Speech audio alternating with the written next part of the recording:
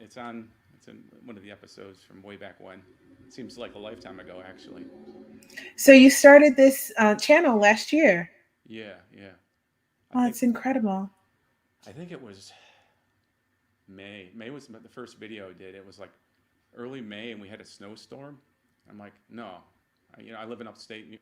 I don't live. I used to live in upstate New York, so it's. I know you're from Hershey, so you know all about the snow and stuff like that. So it snowed in May, and it's not supposed to snow in May, and it kind of. So I did a little video about that, and that was kind of like it gave me a little boost about wanting to change my situation, and yeah, that was one of my first videos, and I wasn't really consistent at first, and then as it went on, I had more to say, so it was, and working at home, I mean, my God, working at home was so, oh, I felt like The Shining, you're just kind of isolated in there. You get cabin fever. I, I'm, I have so many outtakes that I would be embarrassed to upload because you just get so wacky when you're in the home. I'm like I was literally by myself. I'm used to working with all my coworkers, and it was nice not having the drive, but I really missed the human contact. And that's part of what I'm really looking forward to with my YouTube channel is it's Costa Rica's story. So I want to tell the stories of Costa Rica, the people, the nature, the wildlife, and there's just so much here. And I'm just so excited to be here. I've been here like just over like a month and a half, and I don't have a car yet, so I've been doing a lot of walking. And there's where I live. I'm very lucky because yeah, we were talking about monkeys. I mean, there's not monkeys like trying to get into my house like crazy monkey. That would be cool, but I mean, I get visitations from monkeys on a regular basis, and as I've always kind of been obsessed with monkeys, and Gloria's kind of tried to assess where that started with me, and I can't really put a finger on it. Ever since I was a little kid, I just thought monkeys were cool, Me and too. I feel it's that. and it's so cool. I mean, I have to pinch myself. I'm out in my yard, and there's monkeys up in the tree. They're running around, and there's the It's mama really monkey, and awesome. yeah, it's just, and it's for a photographer. It's like, wow, I do have to spend a lot of time waiting, like especially with the howler monkeys. You have to wait for them to finish napping, and then they might move around. You might be able to see them, and look between the leaves way up there because I've got a big lens on there to get to them. But I really, it's just such an honor to be in the presence of so much nature. You've got have you ever seen the blue morph butterflies? They're like Mhm. these. They're almost like they're not real. They're just like they they do this kind of thing, almost like they're a Disney product. They're not real. And there's hummingbirds and I haven't got out very much to see a lot of the area. So a lot of what I've been doing is on foot. I've lost a lot of weight. I wouldn't say a lot. I've lost a decent amount of weight just because I've changed my eating habits a lot, which is one of my goals. Because I ate like really, really bad in the States. I'm not. I don't eat meat, so you would think you could call me a vegetarian, but I don't really like vegetables. Then people go, well, "What the heck do you eat?" It's like pizza, peanut butter, like carby type things. So I'm trying to break away from that. I mean, I allow myself a little bit now and then, but there's so many healthy alternatives here.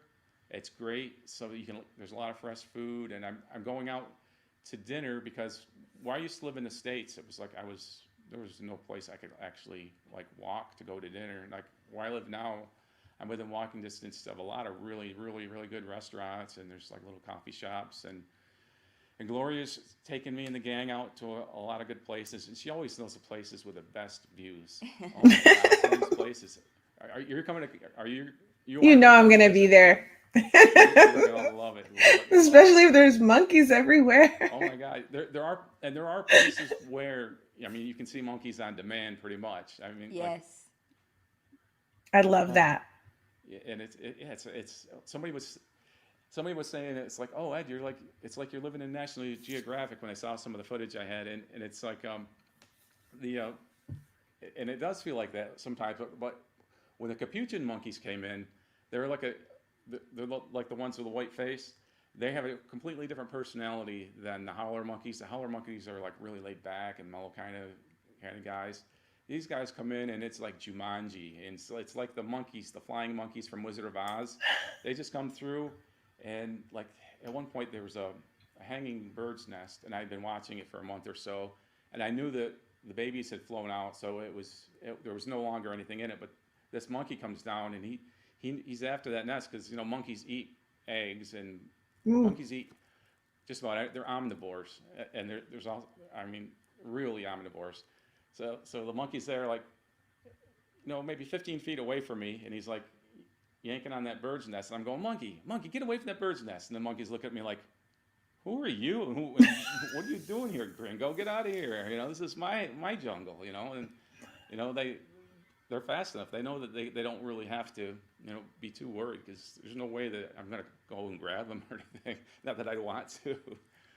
But yeah, I've got some footage of a monkey eating a squirrel, believe it or not. That was Ew! yeah, Oh my god! exactly. And I'm not a huge fan of squirrels to begin No. with, but seriously, Oh, it was barbaric. yuck. When I first saw it, I was like, I thought he was carrying like maybe a dead monkey or something, because it was like going back and forth, and it was like, oh, that's that little black squirrel that was running up Oh, there. But like the points that I think I'll make with that video is that a monkey's not bad because he does that. A monkey's not bad because he raids oh. birds' nests. Monkeys are monkeys, and a lot of times we put human traits on Hmm. monkeys because they're so much like us. And I mean, I'm definitely guilty of it. You look at it, especially a howler monkey.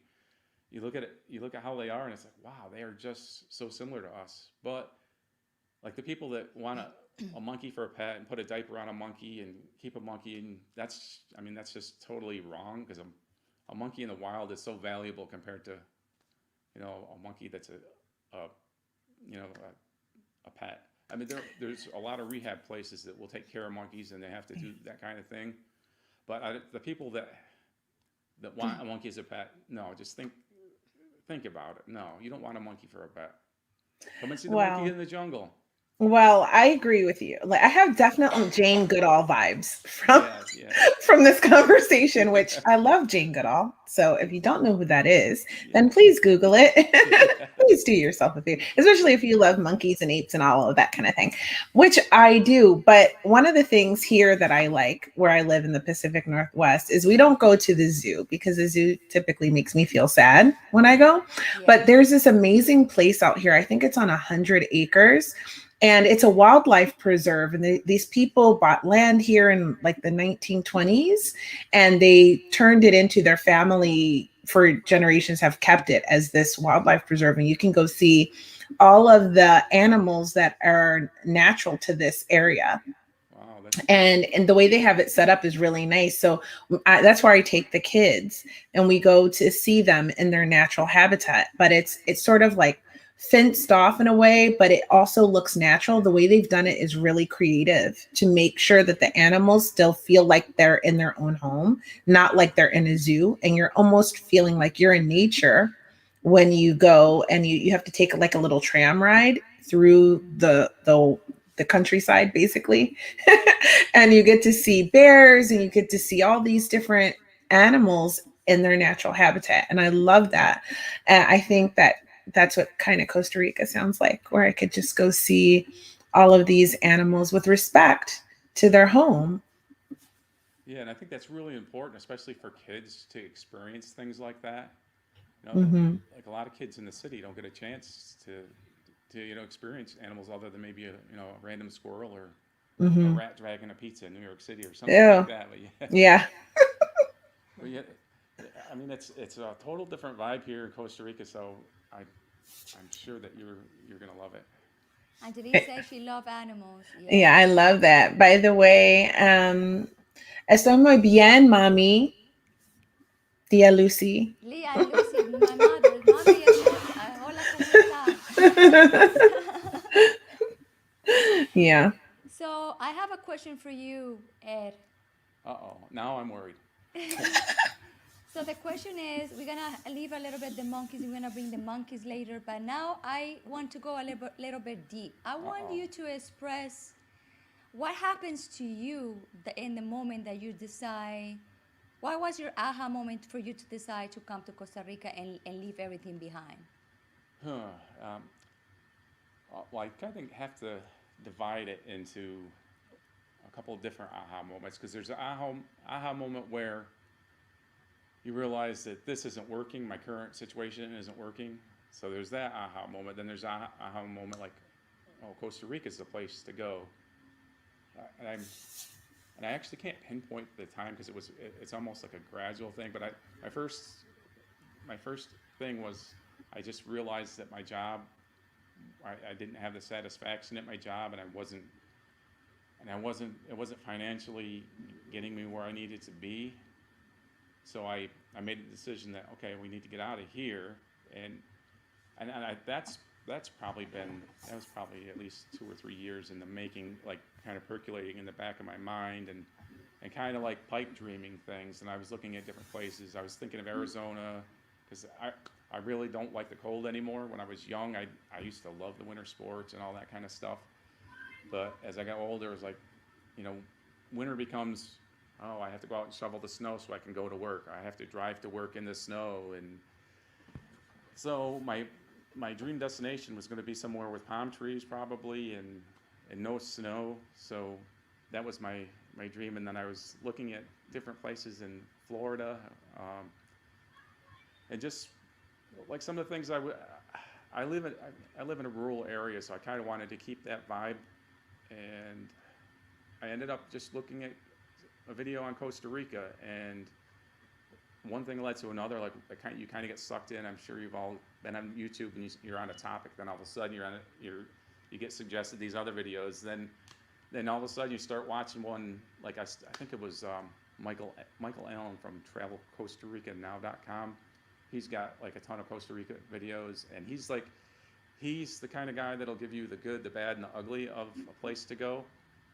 And that's what I wanted. I didn't, there's so many like sugar-coated things about, Costa Rica or any place, but like he had some really straight shooting. Like, it's not perfect. You might not like it. It's not gonna, you put your toilet paper in the wastebasket, you don't flush it, and that kind of thing. There's some weird things in Costa Rica that some people might not be able to handle. And then I got into Sarah Elena's video channel, and she started this program where she helps people move to Costa Rica. And that's the thing that Gloria and I have in common, because we both were on her YouTube or her Facebook group, and we both used her